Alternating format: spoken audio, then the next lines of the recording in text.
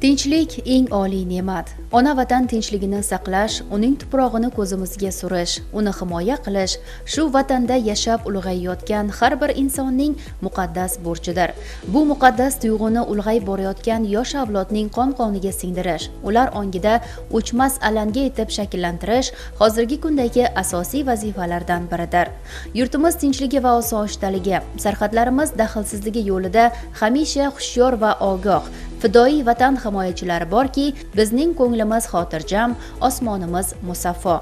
Ammo vatanparvarlik nafaqat chegarada turgan askar yoki zobit, balki shu yurtning farzandiman degan yoshu nuroniy barchaga tegishli bo'lgan burchdir. Shu bois viloyatimizda qurolli kuchlar tashkil topganligining 34 yilligi hamda vatan himoyachilari kuni munosabati bilan vatanparvarlik tadbirlari o'tkazilmoqda. O'zbekiston Respublikasi Qurolli Kuchlari Oliy bosh qo'mondoni O'zbekiston Respublikasi Prezidenti tomonidan 15-dekabrdan 15-yanvarga qadar butun respublikamizda vatanparvarlik oyligi e'lon qilingan bo'lib, bu vatanparvarlik oyligi har bitta hududda ko'tarinki guruhda tashkil etilmoqda. Shu jumladan Navoiy viloyatining barcha tumanlarida, qishloqlarida, ovullarda ham shunaqangi vatanparvarlik festivallari tashkil etilmoqda. Ushbu vatanparvarlik festivallarida O'zbekiston Yoshlar ittifoqi viloyat kengashi, viloyatimizdagi harbiy qism muassasalar, boshqarmalar o'zlarining turli xil chiqishlari bilan yoshlarimiz ko'nglida ko'tarinki ruh uyg'otmoqda. Ushbu vatanparvarlik festivallaridan ko'zlangan asosiy maqsadimiz yoshlarni harbiy vatanparvarlik ruhida tarbiyalash, ularni ma'naviy, jismonan sog'lom shaxs sifatida shakllantirishdan iborat. Ushbu vatanparvarlik festivallaridan ko'zlangan asosiy maqsad tarimizni harbiy vatanparvarlik ruhida tarbiyalash, qolaversa yurtimizning tinchligini, osoyishtaligini ta'minlashda harbiy xizmatchilarning o'rnini namoyon etish.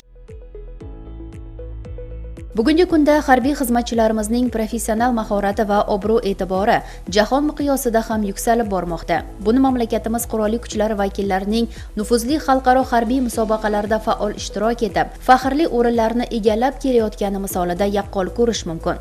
Harbiy xizmatchilar, ularning oila a'zolari va faxriylarni ijtimoiy himoya qilish bo'yicha ham kompleks chora-tadbirlar amalga oshirilmoqda. Dunyo miqyosidagi hozirgi o'ta murakkab vaziyatda mamlakatimiz xavfsizligi va manfaatlarini ishonchli ta'minlash yanada dolzarb vazifamizga aylandi. Shuni hisobga olgan holda O'zbekiston 2030 strategiyasida mamlakatimiz xavfsizligi va hududiy yaxlitligini, jamiyatimizda tinchlik va totuvlikni ta'minlash, yurtimiz mudofaa qobiliyatini yanada mustahkamlash va qurolli kuchlarimizni rivojlantirish masalalari ustuvor yo'nalishlar etib belgilangan. O'zbekiston Respublikasi Qurolli Kuchlar kuch tuzilmalari bilan birgalikda Navoiy viloyatining barcha tumanlari, shaharlar, hattoki eng chekka-chekka ovul va mahallalarga borib ham shu kuch tuzilmalari bilan birgalikda o'z chiqishlarimizni, tadbirlarimizni o'tkazib kelmoqdamiz. Bundan maqsad yoshlarda vatanparvarlik ruhini shakllantirish, qolaversa qurolli kuchlarning qanchalik qudrati, shuningdek qancha rivojlangan harbiy texnika va qurol aslahalarini shu xalqimizga ko'rsatib, O'zbekiston Respublikasi qurolli kuchlari qanchalik qudratli ekanligini ko'rsatish. Xalqimizning bugungi baxtiyor, farovon hayoti, mamlakatimizdagi tinchlik va osoyishtalik tufayli barcha sohalarda keng islohotlar amalga oshirilmoqda.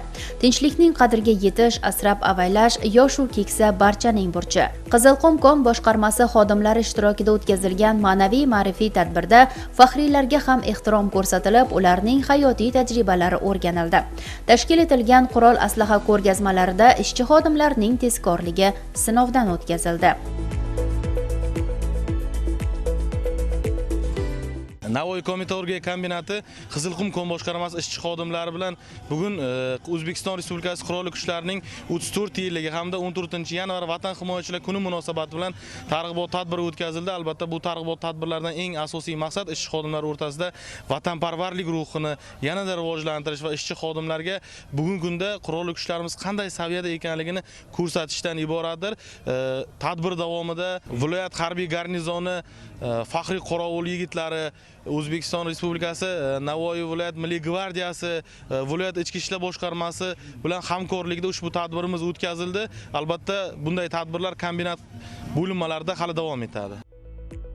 Buyuk Amir Temur bobomiz aytganlaridek, g'alaba taqdirini avvalo qo'shinning jangovar ruhi va tayyorgarligi, ma'naviy qudrati va mustahkam irodasi hal qiladi.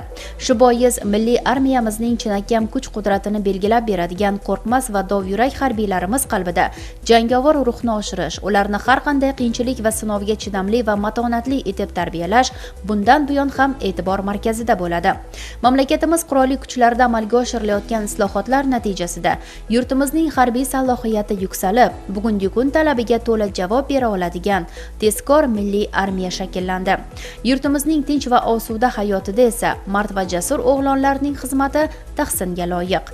Tadbir davomida ham shijoatli mard va jasur o'g'lonlarning chiqishlari barchaga faxr tuyg'usini baxsh etdi. Qolaversa, tajribali kinologlar tomonidan xizmat itlar bilan bajarilgan amaliy mashg'ulotlar barchaning diqqat markazida bo'ldi.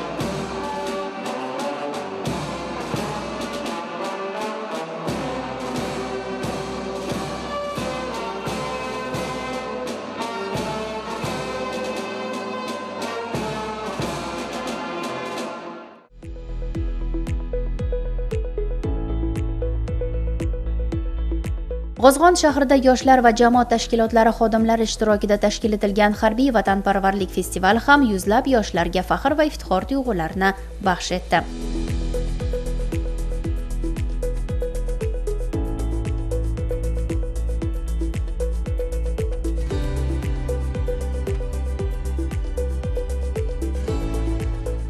G'ozg'on shahrimizda 14-yanvar Vatan himoyachilari kuni munosabati bilan ma'naviy ma'rifiy tadbirlar o'tkazilmoqda.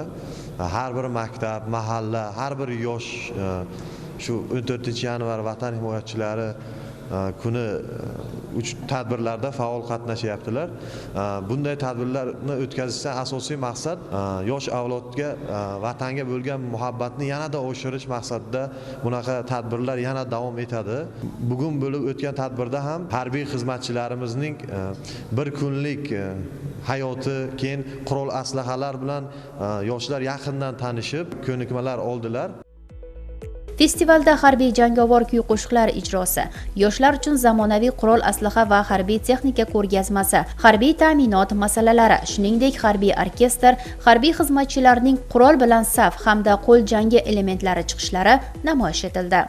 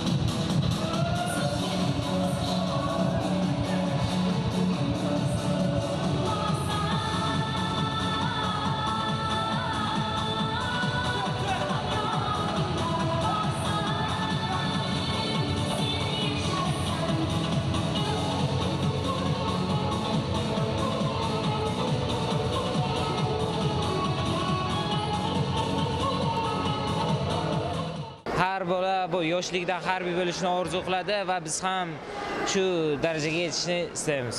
Kelajakda men ham harbiy bo'lishni orzu qilaman. Kelgusida men ham vatanimga xizmat qilaman.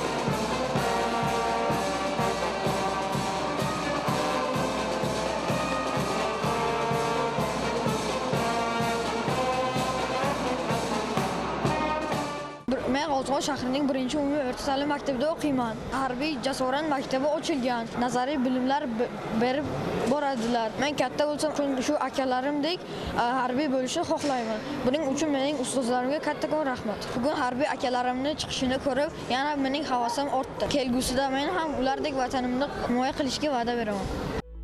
O'tkazilayotgan bu kabi ma'rifiy tadbirlar yoshlarni vatanga muhabbat, yurtga sadoqat ruhida tarbiyalashga, mehr-oqibat va o'zaro hurmat tuyg'ularini mustahkamlashga xizmat qiladi. Hududlarda yoshlarga yaratilayotgan keng sport musobaqalari, vatanparvarlik ko'rinishdagi har xil turli ko'rgazmali tadbirlarimiz ham davom etmoqda. Albatta bularda yoshlarni hamma e'tibor yoshlarga qaratilyapti. Muhtaram prezidentimiz tomonidan ham yoshlar uchun alohida e'tibor berilyapti. Hozirgi kunda bizlarning vatanparvarlik tadbirlarini o'tkazishdan asosiy maqsad yoshlarimizni vatanparvarlik ruhida tarbiyalash, ularni vatanga bo'lgan sadoqatlarini namoyon etish va huquqiy savodxonlarini oshirish maqsadida albatta tashkil etilyapti. Tadbirlarimiz hafta davomida, qolaversa oy, yil davomida ham Qozg'on shahrida davom etadi va albatta bu tadbirlarni o'tkazishdan maqsad yoshlarimizni tinch, osoyishta, vatanda muhabbat hissini uyg'otish va yoshlarimizni shu kelajakka o'zlariga bo'lgan ishonchlarini yanada oshirish nazarda tutilgan.